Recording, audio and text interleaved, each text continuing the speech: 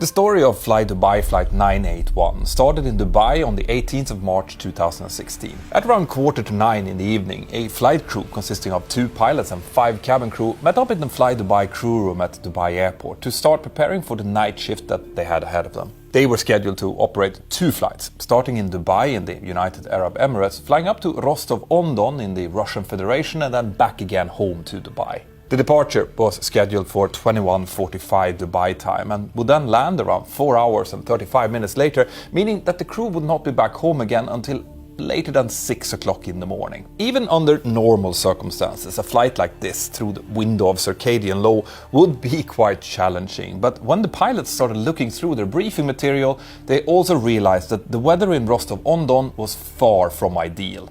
The first officer was 37 years old and had a similar experience as the captain with a total time of just under 5,800 hours, but only 1,100 hours on the 737-800. His previous experience came from flying Cessna 421s, ATR 42 and 72s, as well as a bit of Airbus A320. Anyway, the pilots were getting along fine and discussed the tricky weather at the destination, but both agreed that it was above planning minima, both for the destination and for the 2 alternates, Trabzon and Volgograd. On top of that, the company had decided that the difference in fuel price between Dubai and Rostov-on-Don was so high that it warranted the crew to uplift as much fuel as possible in Dubai. This is a practice known as tankering fuel, and when the price difference is high enough, it is actually worth it, even though that would increase their weight and therefore burn more fuel on the first leg. With this tankering fuel, they would have much more fuel on board than they actually needed for the flight, giving them loads of time and options in case the weather at Rostov-on-Don would get worse. Interestingly enough, this extra fuel, which in almost all normal circumstances is a great thing to have, actually forms the first link in the chain that will lead up to what's about to happen. As far as we can tell, the cruise part of this flight continued without any real incident. We don't know what was said in the cockpit because the cockpit voice recorder only saved the last 2 hours of audio, but we do know that the captain's HUD was, for some reason, folded up for about 20 minutes in the middle of the flight and then folded back out again. Now, the HUD was supposed to be in use all the time during flights, so it's hard to know why the captain did this, but maybe he just wanted to enjoy the view of the night sky uninterrupted. In any case, it is likely that the captain completed his approach briefing well before they reached the top of the descent, because 1 hour before the descent started, the right autopilot was disengaged and replaced with the left one, which is a normal sign that the pilots are switching control, since the autopilot should always be engaged on the pilot flying side. Information uniform from UTC time 21:30. Wind 250 degrees, 9 meters per second, gusting up to 15. If you want to know that in knots, it's a little bit less than double, so 17 knots to 29 knots. The crew were now cleared to continue the descent to flight level 60, and after that they were handed over to the Rostov radar officer, who told them to descend to 600 meters on QFE 990 hectopascals. The first officer incorrectly read back that clearance and said that they were cleared to descend to 800 meters instead, but this was not noticed by the controller, whose English was very poor. Here we can start to see the difference between flying in Russia and in most of the rest of the world. As they passed 1,850 feet, the captain decided to disconnect the autopilot and autothrottle after first having called it out to the first officer. The aircraft was still flying with the gear down and flaps 30 at this point, so the acceleration meant that the maximum speed of 175 knots was now fast approaching. At times 0242 and 34 seconds, the aircraft shot through the go-around altitude slightly, and the speed also increased momentarily to 182 knots, which the first officer pointed out. Instead, the captain descended slightly back to 2,300 feet and started a rather lengthy discussion with the first officer about if they had actually busted the flap speed restriction or not. Remember, the gear and the flaps were still extended here, and the wind shear alert was actually still showing, even though the conditions were now much better. The 2 pilots agreed that they had likely busted the maximum speed, and the captain said that he would call for maintenance to check it out once they were back on the ground. The crew now got back into contact with the approach controller and requested further climb, since they were still in quite heavy turbulence. It took them a few attempts to actually get the controller to understand what they wanted, likely because of the controller's poor English, but eventually they were cleared to climb to 5,000 feet. The captain engaged the autopilot and autothrottle, started accelerating, and then asked for the gear and the flaps to be retracted. Now, this might have all seemed quite messy, but actually it wasn't that badly handled at all. This was approved and they continued their climb to flight level 80. Once the weather avoidance was complete, the aircraft proceeded towards Bravo Alpha as cleared, and the pilots now started discussing whether or not they should try for another approach immediately or wait a while for the wind shear condition to hopefully move away. The captain indicated that he wanted to hear how the Aeroflot aircraft ahead of them would do before he made his mind up about this, and that's a very sensible thing to do. They had plenty of fuel, so they were in no rush at this point. When they signed in, the tower welcomed them back, gave them the same wind as they had just received and cleared them to land runway 22. The first officer called out, "Check the speed," and when the captain looked down, he saw the rapid speed increase and decided to immediately go around. At time 04, 40 and 50 seconds, the TOGA switches were pressed and the thrust levels again moved fully forward into the mechanical stops. Trying to fly an aircraft that is so out of trim is quite complicated and increases the workload significantly.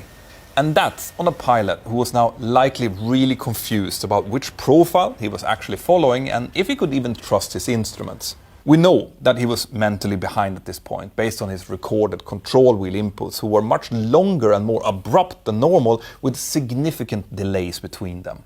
He changed pitch several times, but he never really followed the head-up display commands, and the average pitch during the initial part of this go-around remained around 10 degrees, far less than what was needed. And this meant that the aircraft was now starting to accelerate fast.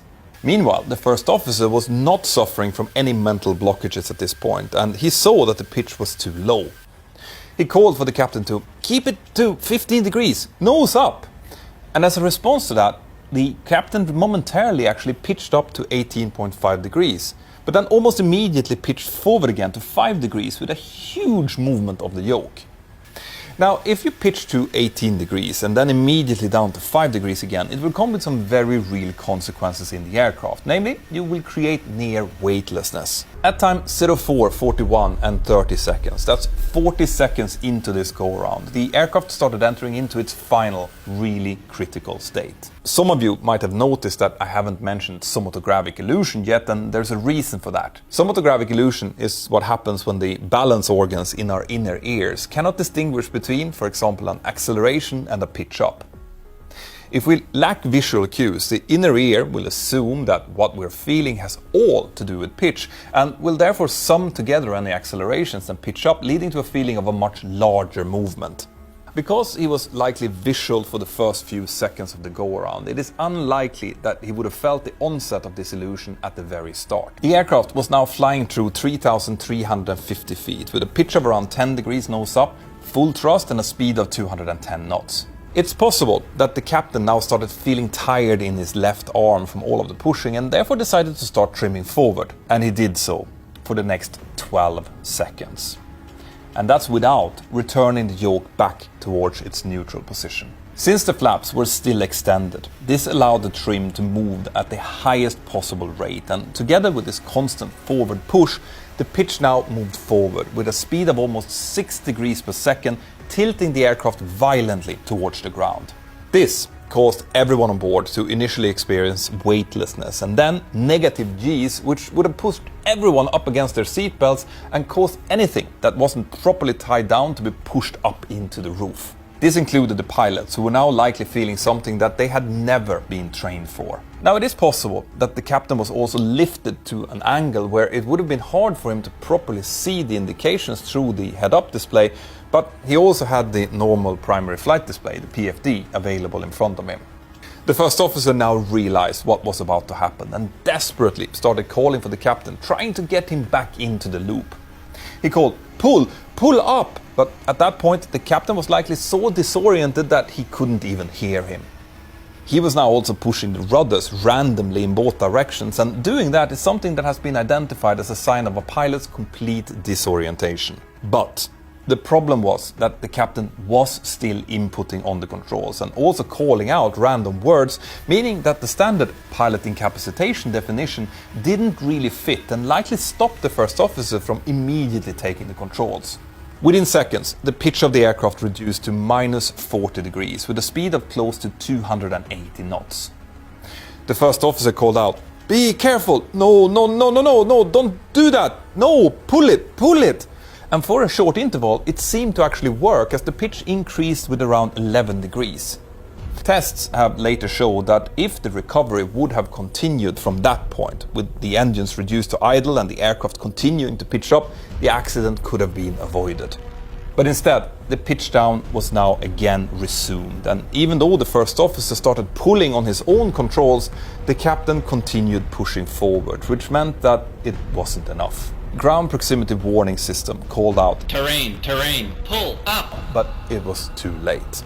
This system had been certified based on a maximum vertical speed of 7,000 feet per minute, but the aircraft was now descending with a terrifying 18,000 feet per minute, and still with full thrust set. The captain, with the last show of his complete spatial disorientation, now gave almost full left aileron, meaning that the aircraft started rolling rapidly. It finally crashed into the ground with a left bank of 60 degrees, a negative pitch of 50 degrees and a speed of over 340 knots.